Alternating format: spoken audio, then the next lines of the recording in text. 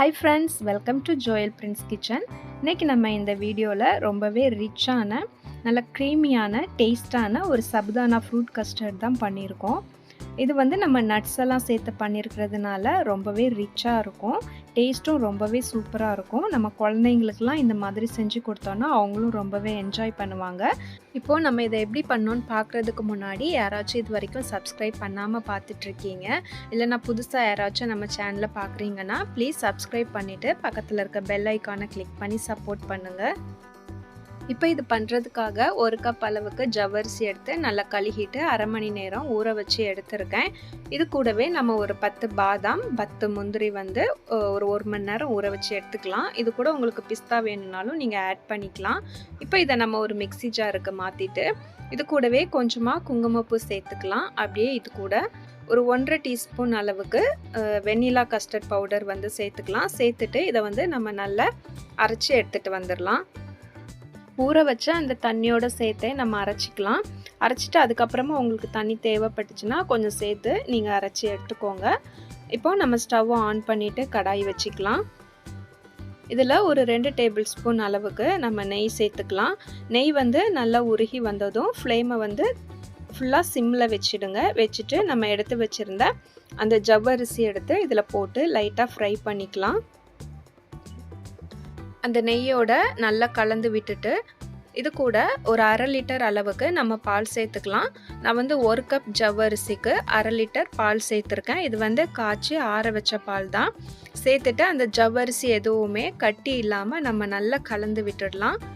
நீங்கள் வந்து ஒரு வேளை ஜவ்வரிசி ஊற வைக்கிறதுக்கு டைம் இல்லை அப்படின்னா ஜவ்வரிசியை ஊற வைக்காமலே நீங்கள் நெய்யில் போட்டு லைட்டாக வறுத்துட்டு கொஞ்சமாக தண்ணி சேர்த்து ஃபஸ்ட்டு ஜவ்வரிசியை வேக விட்டுருங்க.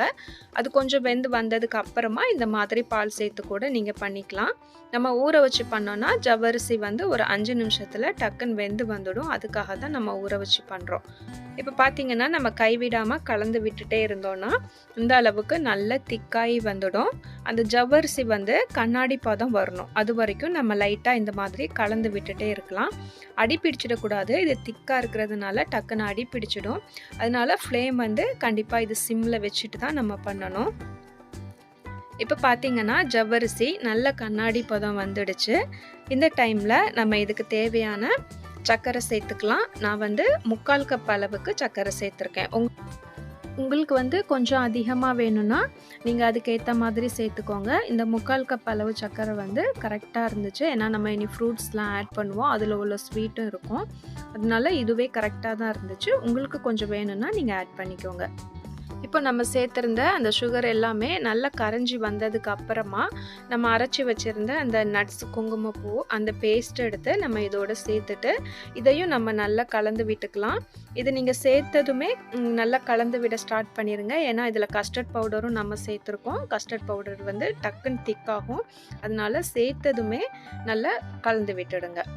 இப்போ இது கரெக்டாக ஒரு 3 நிமிஷம் அளவுக்கு மட்டும் நம்ம லோ ஃப்ளேமில் வச்சுட்டு இந்த மாதிரி நல்லா கலந்து விட்டுட்டே இருக்கலாம். இது லைட்டாக ஒரு கொதி வந்தால் மட்டும் போதும். இப்போ பார்த்தீங்கன்னா ஒரு 3 நிமிஷம் ஆயிடுச்சு. லைட்டாக ஒரு கொதி வந்திருக்கு. நல்ல திக்காகவும் ஆயிடுச்சு. இந்த டைமில் நம்ம ஃப்ளேமை வந்து ஆஃப் பண்ணிவிட்டு இதை அப்படியே ஃபுல்லாக நம்ம ஆற விட்டுடலாம். இப்போது இது நல்லா ஃபுல்லாக ஆறிடுச்சு. இதை வந்து நம்ம ஒரு பவுலுக்கு மாற்றிக்கலாம். மாற்றிட்டு இப்போ இதில் வந்து நம்மளுக்கு தேவையான ஃப்ரூட்ஸ் எல்லாமே நம்ம ஆட் பண்ணிக்கலாம். 1 கப் அளவுக்கு மாதுளம்பழம் சேர்த்துக்கலாம். 1 கப் ஆப்பிள் சேர்த்துக்கலாம். இது கூடவே கிரேப்ஸும் சேர்த்துக்கலாம். நீங்கள் வந்து க்ரீன் கிரேப்ஸ் சேர்க்குறதா இருந்தாலும் சேர்த்துக்கலாம். இது கூட உங்ககிட்ட பனானா இருந்துச்சுன்னா நீங்கள் அது கூட சேர்த்துக்கலாம். டேஸ்ட் ரொம்பவே நல்லாயிருக்கும். இப்போது இந்த ஃப்ரூட்ஸ் எல்லாம் சேர்த்ததுக்கு அப்புறமா இதை வந்து நம்ம நல்லா மிக்ஸ் பண்ணி எடுக்கணும். இதை வந்து நம்ம நல்லா மிக்ஸ் பண்ணிவிட்டு 1லேருந்து 2 மணி நேரத்துக்கு நம்ம ஃப்ரிட்ஜில் வச்சுட்டு நல்லா சில்லுன்னு எடுக்கலாம். இதை வந்து நல்லா சில்லுன்னு சர்வ் பண்ணும்போது டேஸ்ட் வந்து சூப்பராக இருக்கும். இப்போ பார்த்தீங்கன்னாவே தெரியும் இது வந்து எவ்வளோ க்ரீமியாக எவ்வளோ ரிச்சாக இருக்குன்னு பாருங்கள். நான் வந்து ஸ்பூனில் எடுக்கிறேன்.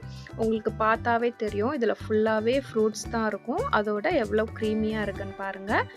இப்போது நம்ம இதை சில்லுன்னு சர்வ் பண்ண வேண்டியதான்.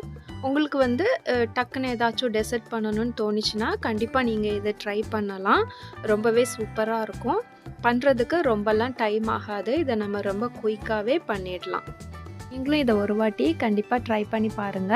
ட்ரை பண்ணி பார்த்துட்டு எப்படி வந்துச்சுன்னு கமெண்ட்ல சொல்லுங்க. வீடியோ பிடிச்சிருந்துச்சுன்னா லைக் பண்ணிட்டு ஷேர் பண்ணுங்க.